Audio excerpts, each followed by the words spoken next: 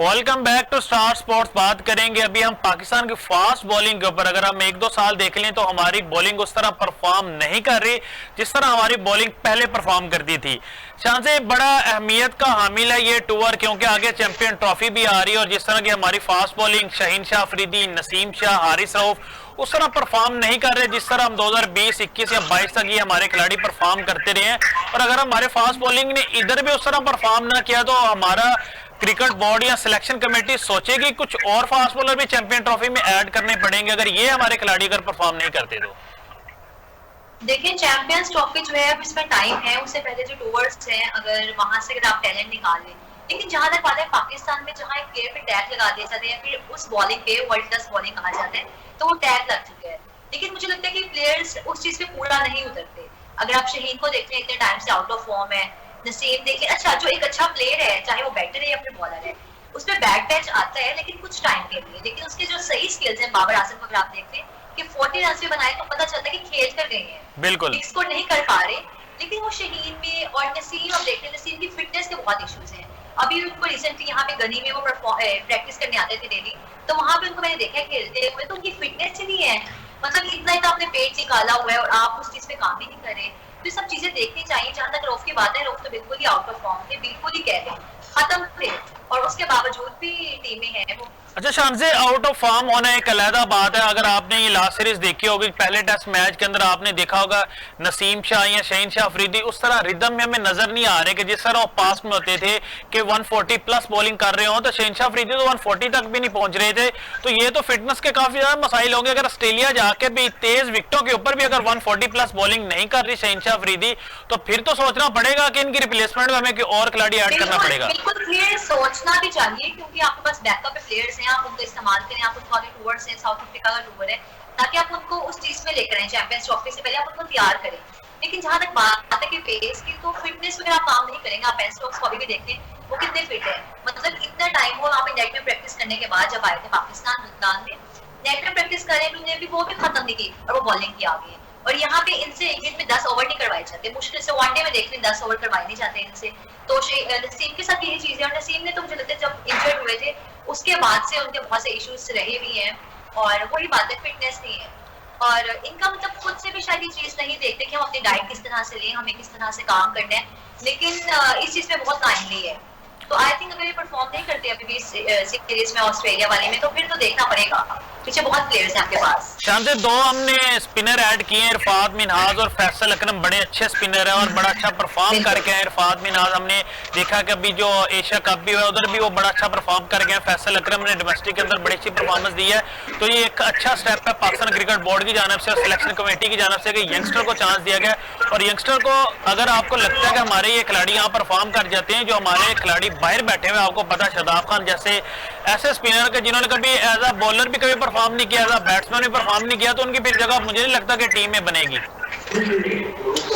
देखिए नए प्लेयर्स को चांस देने का मकसद देखिए कि आपके पुराने वाले प्लेयर्स में कुछ रहा नहीं है। वही बात है कि अगर आप डोमेस्टिक नहीं खेलते और आप T20 आप लीग्स खेलने जा रहे हैं, आप इतना पैसा कमा रहे हैं और आप अपने कंट्री को जहाँ पे आपको आपकी कंट्री को आपको जरूरत है आप वहाँ उसके लिए परफॉर्म नहीं करें तो फिर इस चीज का क्या ही फायदा है। फिर चाहे आप जितने मर्जी बड़े प्लेयर बन जाए। अब शायद आपका टीम में नहीं था नाम, लेकिन सेंट्रल कॉन्ट्रैक्ट में चले उनको रख लिया गया और रखना बनता भी था, लेकिन टीम में नाम नहीं था। लेकिन मीडिया पे उनके लिए भी बहुत से कैंपेन चली है कि आपने क्यों टीम में शामिल किया, वो तो व्हाइट बॉल क्रिकेट के बहुत बड़े प्लेयर हैं, ब्ला ब्ला इस तरह की बातें हुई। लेकिन आपको लगता है कि एक प्लेयर इतने टाइम से आउट ऑफ फॉर्म है, आउट ऑफ फॉर्म इसको कह सकते हैं, उनके पास मजीद कोई वेरिएशन ही नहीं है। देखिए दिन ब दिन जो है क्रिकेट भी बदल रही है, पिचेस में डिफरेंट बनने लग गई हैं। तो आप अगर एक पेसर को वहां पे पिच स्पॉट करें, विकेट ऐसे बनी है जो कि फास्ट बॉलिंग के लिए, वहां पे स्पिनर किस तरह से बॉलिंग करेगा, इस चीज का इन प्लेयर्स को आइडिया ही नहीं है। शादाब खान के बाकी जितने प्लेयर्स हैं ये सिर्फ PSL में लीग्स में ही परफॉर्म कर सकते हैं। तो बाकी जहां तक बात है अरफात मिनहाज की और जो प्लेयर्स को मौका दिया गया है, तो मुझे लगता है शायद में इतना टैलेंट है और ये आगे आके लॉन्ग टर्म पाकिस्तान के लिए खेल सकते हैं, सर्वप्रथम है पाकिस्तान के लिए। शान से बाबर आजम पाकिस्तान के वर्ल्ड के अच्छे बैट्समैन है, तो उनका जो ओडीआई के अंदर आखिरी 100 था उन्होंने एशिया कप के अंदर नेपाल के खिलाफ किया था। उसके बाद मुझे नहीं याद कि उन्होंने कोई 100 किया हो। आपको लग रहा है कि बाबर आजम इस सीरीज के अंदर 100 कर सकेंगे और दोबारा उस फॉर्म में वापस आ सकेंगे जो उनकी परफॉर्मेंस पहले रही है? देखिए नेपाल के खिलाफ बिल्कुल उन्होंने मुल्तान में बनाए थे ये 100 की थी अपनी, और उसके बाद उन्होंने उनके जो हाईएस्ट है वनडे में 80 कुछ रहे हैं कि अफगानिस्तान के खिलाफ जी, वर्ल्ड कप में, या फिर 70 कुछ रन के रन। लेकिन उसके बाद ओडीआई के मैचेस इस तरह से हुए नहीं है, रेड बॉल क्रिकेट ही रही है, और रेड बॉल में भी 18 इनिंग्स 19 इनिंग्स से उन्होंने परफॉर्म नहीं किया, उनकी कोई 150 भी नहीं है। लेकिन नो डाउट वे क्लास प्लेयर हैं, और उस चीज से हम डिनाई नहीं कर सकते। जो मर्जी कह रहे हैं कि वो इस एरा के बेहतरीन बैटर हैं, चाहे वो पाकिस्तान में आप देखें, पाकिस्तान से हमारे देखें। लेकिन वही बात है कि जहाँ कप्तानी की बात आती है, बाबर को अभी भी आप कप्तानी उनके पास से गई है, आप देखिएगा वो विदाउट एनी प्रेशर जब खेलते हैं तो उनकी किस तरह की इनिंग्स होती है, खेलने का तरीका ये अंदाज ही बदल जाता है।